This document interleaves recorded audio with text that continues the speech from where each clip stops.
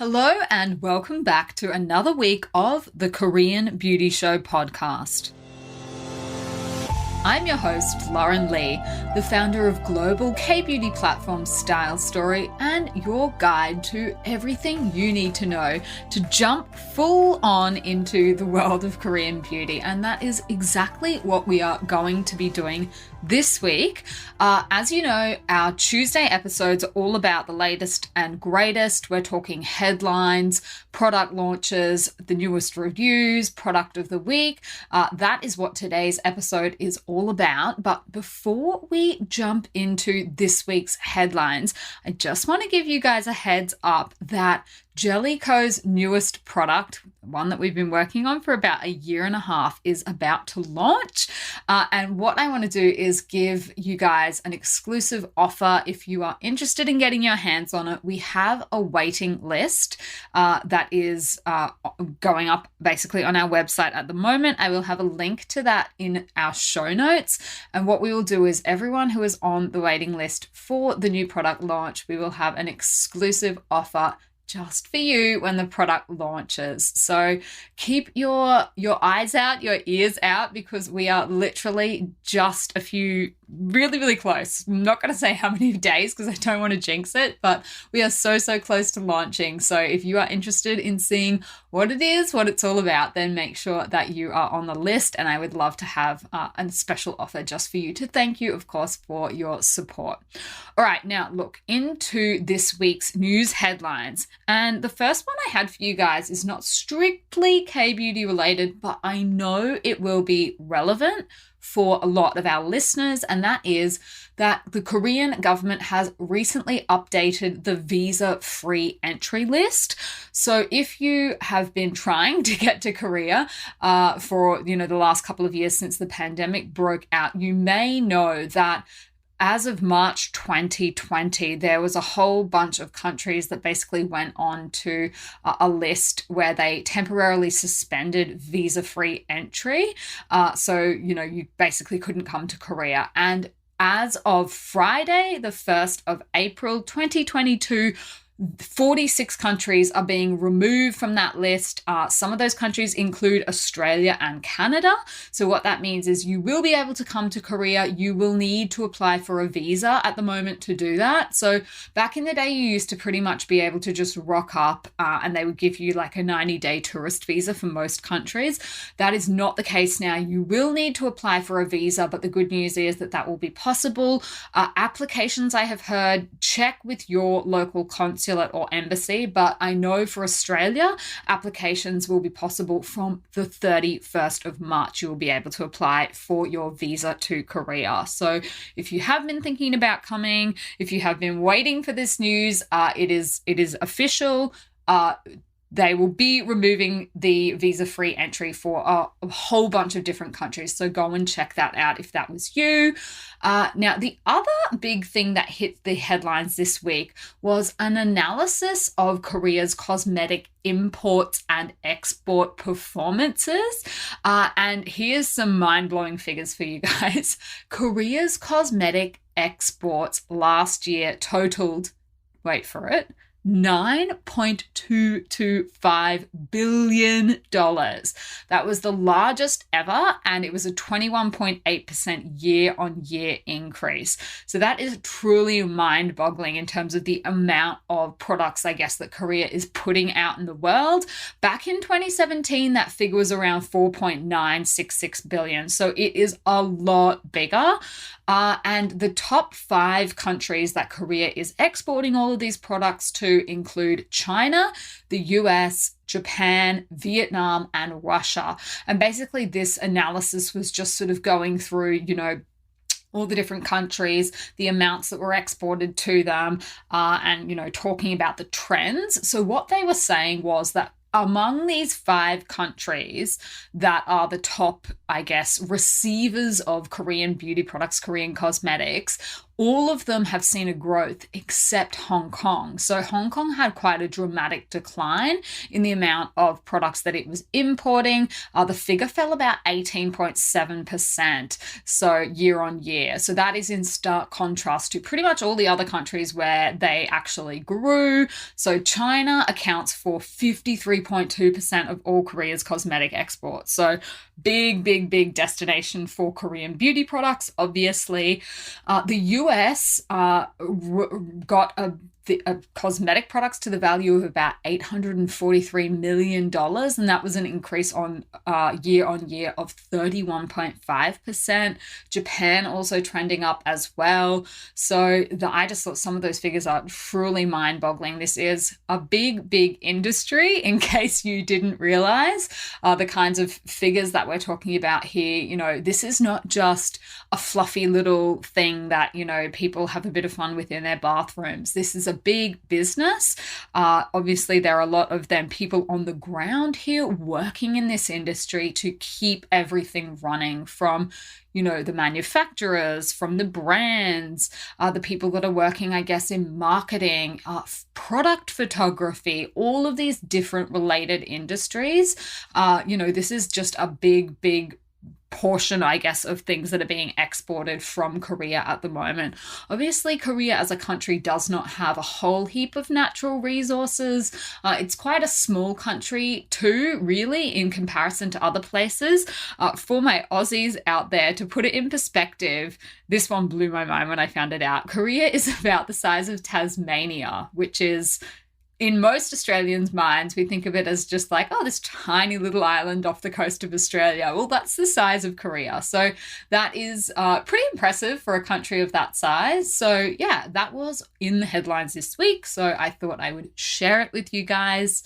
Now, we had a really interesting question come through from one of our listeners, and she was asking a few questions, but I thought I would just pick one of them to answer for this week, all around, I guess, sustainability in packaging and recycling and things like that. And one of the questions that she asked was, which Korean beauty brands use recycled plastic? And this one I actually had to take a look into, because it's really not that much of a common claim by many Korean beauty brands that I know of. I do know that a lot of them use recycled paper in their boxes, and a couple just that come to mind when I think of recycled boxes are Innisfree, Revectin, Purito. All of those companies claim that they are using recycled paper for their boxes. So I had a sort of a look around at what's going on the ground here in terms of recycled plastics. And one of the first things I came across was an article that was mentioning how much more expensive it is to make recycled plastics, not just in Korea, globally, but the prices of the materials are going up a lot. There are some local companies that are investing in plastic recycling plants, and a lot of Korean companies are also stepping up their efforts to use recycled plastic as well. You will recognize some of these names: Hyundai, Samsung, LG, Hanwha, you might not know, but a very big conglomerate in Korea, and also Lotte. So all of those companies are really interested, I guess, in this area. Now, in terms of Kbeauty companies that use post-consumer recycled plastic, PCR plastic. Again, it's just not that common, but there are some products that are doing it. And the easy way to, I guess, work out who those companies are is if you have a look at the actual bottle, the plastic bottle that you have in your hand. What I've noticed is that they will often say that the product is using PCR plastic next to the recycling symbol, and then they will also tell you how much of the product is PCR. So it'll say something like PCR-25% or PCR 100%. So J Soup, which is a popular local hair product line, they apparently use some PCR in their Clean J line. Aromatica claims that they use recycled glass and PCR plastic for their products. For some of their products, I don't think they're 100%, but they are, dedicated to it, and another brand called The Fi as well. Now, Amore Pacific Group is another one that obviously has the kind of capital to be able to invest in this kind of thing on a big scale. And they actually announced last year that they were going to partner with GS Caltex to recycle 100 tons of Amore Pacific's plastic bottles every year, turn them into compounded resin, and then apply that to cosmetic containers. So they are also a company that has been starting to incorporate some PCR plastics into their products as well. There are other companies that are looking into paper tube packaging, and that is to reduce their reliance on plastic. Amore Pacific is one of them. Another company called G Coop rolled out a vegan lipstick line that has paper-based packaging as well. So the other thing that I had a look into is, I know in January last year, the Korea Cosmetics Association launched what they're calling 2030 Cosmetics Plastic Initiative. And what they're doing, or what they're trying to do, is to do away with materials that are not recyclable by 2030. So that initiative was joined by lots of the big companies, the big conglomerates. L'Oreal was one of them, LG Household and Healthcare, and also Aeon. So again, these are big companies, not so much the on the smaller end of the market. So I think in a nutshell, it is probably safe to say that while efforts towards sustainability are being made, I think, particularly when it comes to things like PCR plastics, this area of the industry is still very much in its infancy. I know we've been talking, a little bit on the show over the last year or so about the kind of sustainability measures that I'm seeing and things, that people are doing on the ground. The things that I think are probably more that I'm seeing a little bit more of is things like refill stations and refillable products and things like that. And trying to incorporate, paper and things like that into products to reduce the reliance on packaging. I will obviously keep you guys updated as when I see new things that are coming onto the market. And I did point out to our listener as well, when she contacted me, I said, I think one of the really big differences that I see between Korea and the local market here versus other countries is just how much more robust the recycling program is in Korea, and in terms of the types of things that actually get recycled. So we have the ability, I guess, to recycle a lot more than I see certainly other countries doing. And I know when I go and do like my own personal recycling, it takes a little bit of time, because not only do I need to separate out soft plastics, hard plastics, styrofoam, in one of the places it's slightly different per GU. So every GU, which is basically like an administrative little zone in Seoul, has a slightly different recycling policy, which can be slightly confusing and a little bit annoying. But I know that one of the GUs that I used to have to recycle in, which was Mapo GU, they even recycle down to colored plastics. So we had to separate our clear plastics from our colored plastics, and colored includes things like white and black and all different colors like that. So we do, it's very safe to say, a lot more a refined recycling than in other countries. I know certainly in Australia, it was literally just black bin, which is general rubbish. And then in Queensland, where I was from, we had the yellow bin, and that was literally all your recycling just chucked in there. And, a lot of times people didn't really know 100% what they were recycling. So you'd throw all this stuff in there. Whereas in Korea, it's like you have to clean everything out. It can't have any food waste on it. So, if you've had some yogurt, you need to wash out all the yogurt and make sure that the package is 100% clean before you recycle it. That was not a thing that really was in my consciousness in Australia. Like, I don't think I was ever told that, you have to really, clean everything out first before you throw it in the bin. So I think that is a big difference between Korea and other countries in general. But obviously Korea has all the same kind of problems that other countries have in terms of just the sheer amount of waste. Obviously the most sustainable thing is to buy less products. If you buy less, then we don't need to recycle as much. That I think is the key takeaway for any sort of discussion about, recyclability, sustainability. The key takeaway basically is buy less. So, have a think about what you actually really need in your routine, and if there are steps in there that you just don't need, don't buy them. That's the best way to, obviously care for the environment. So I hope that answered part of your question. I know there were more in there, and I will look into them and get into a bigger episode on sustainability. But I thought let's just start there for now.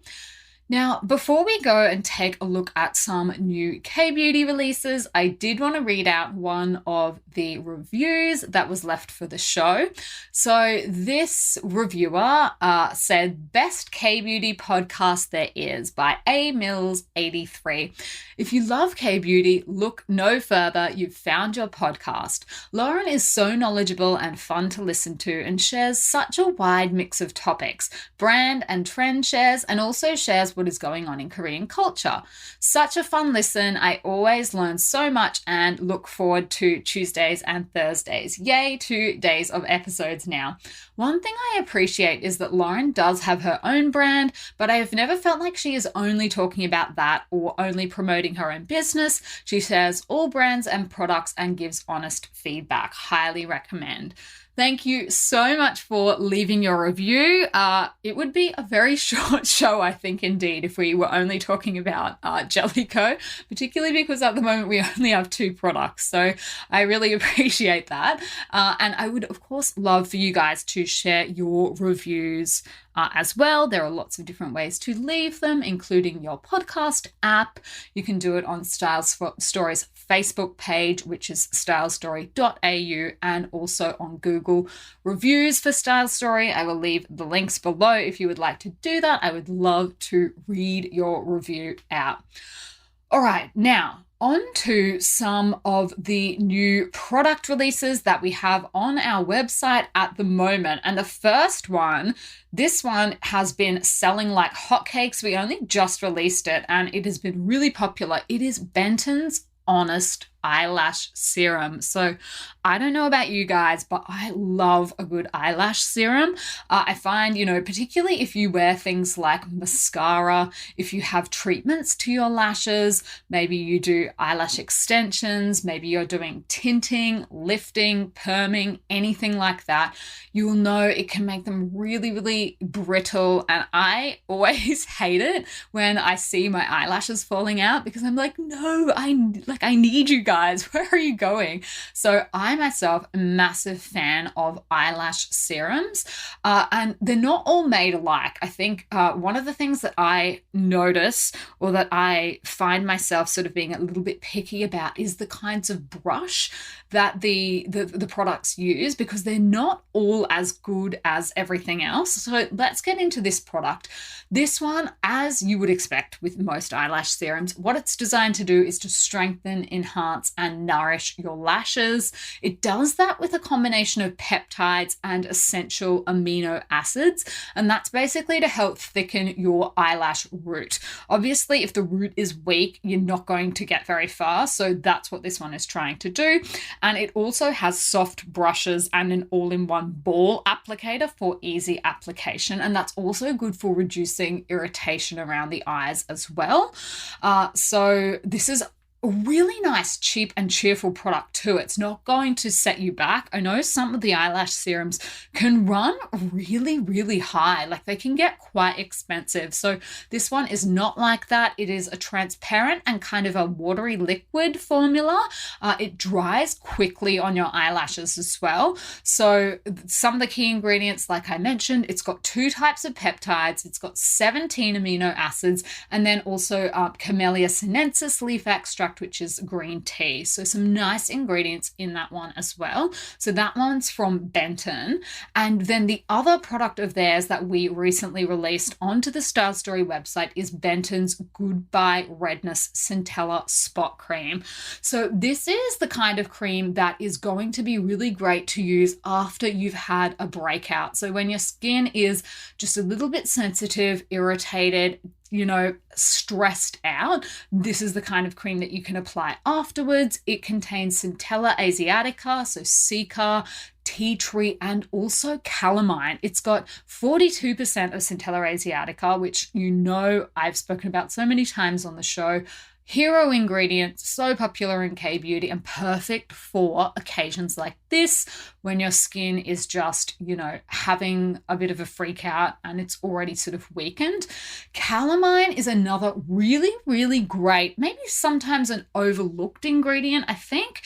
This one contains 10% and this can be really, really good for troubled and irritated skin. It also has 2 of the oils in it. One is tea tree oil and the other one is peppermint oil. Now, I know that sometimes people can get a little worried when they see ingredients like this in a formula and think, oh, no, tea tree oil, like that's no good or it's too harsh.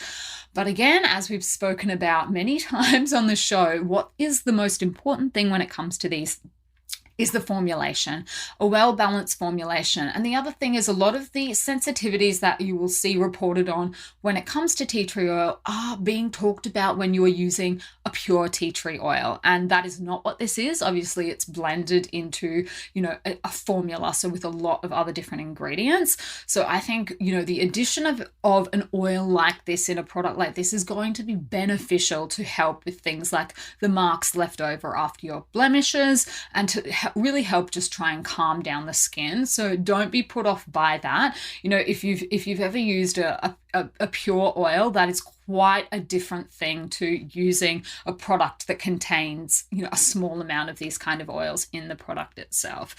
So they are 2 new products to go and check out. I'll leave the links below. So the first one was Benton's Honest Eyelash Serum, and then the second one, their Goodbye Redness Centella Spot Cream. Now, the other thing we have had is a couple of new reviews left on the Style Story website for some products. So I thought I would share them with you so that you know what people are liking, what they are, the experience basically that they had with the products. So the first one is for APLB's Blackout Cleansing Oil. And this was a 5-star review. And our reviewer said, cleansing yet so hydrating. I was a little dubious when I first went to buy an oil cleanser. I really didn't want to overload my pores with too much oil and break out. But this product does the complete opposite. It melts away makeup, sunscreen, and all of the other pollutants that end up on my face every day. I use it as the first step in cleansing and I love it. The scent isn't too overwhelming and the texture feels silky and super hydrating. Love, love, love.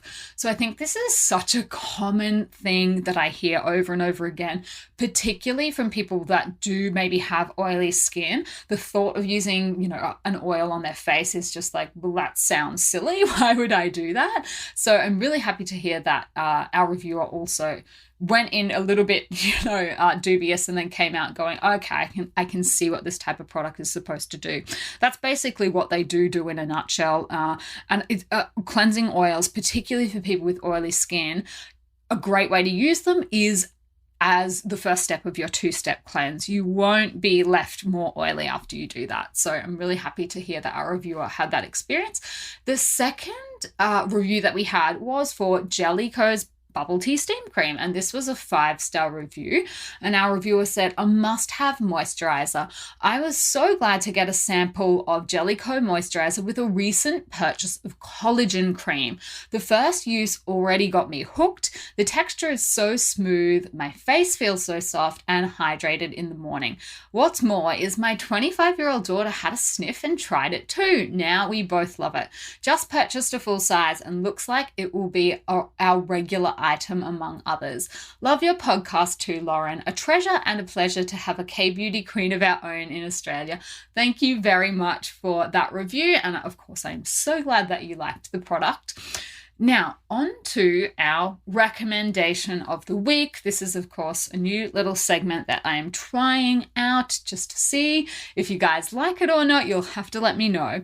So, look, one of the channels on YouTube that I am a fan of and I have been watching for a few years is a channel called Asian Boss. Now, they don't just cover Korea, they cover a lot of other places in Asia as well. They do interviews in Japan, in China, in India. So, they cover a range of different countries, but Korea is one of the other countries that they cover in their beat. And basically what they do is, if something is breaking in the news, maybe, like for example, the presidential election, they went out and asked people a series of questions. If someone famous in Korea dies, they might go out and they just stand on the street and have a set series of questions that they ask to the people that are walking by. And I just think it's a really good resource to get a feel for what the average person on the street in Korea actually thinks about, topical social and political issues. I think they tend to speak to a different range of people of various ages. And the other thing is that the people are actually responding to the questions in Korean, and then there are English translations. So I feel like people are able to express themselves a lot more freely in their native language.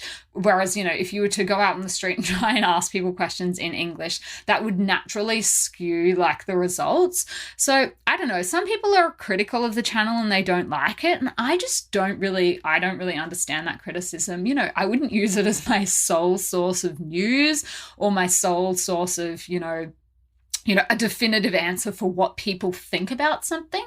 But I also just think that, the range of responses that you see is pretty generally indicative of the kinds of responses you would see among, regular people in everyday society. So I personally find it really interesting. It's also a good resource if you are looking to practice your speaking skills, because people answer in very, very casual, everyday language, with all of their usual tics and things like that, which is not the same as, if you're trying to learn Korean from a textbook or a CD or something like that. So it's also a really good resource for people that are, trying to get better at Korean as well. So go and check out. It's Asian Boss.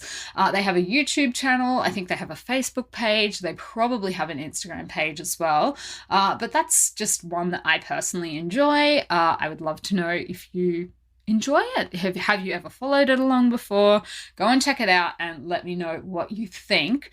Now, I have a really exciting episode for you guys I think you will like on Thursday, and that is a list of the best Kbeauty dupes and product swaps that I have found so far in 2022.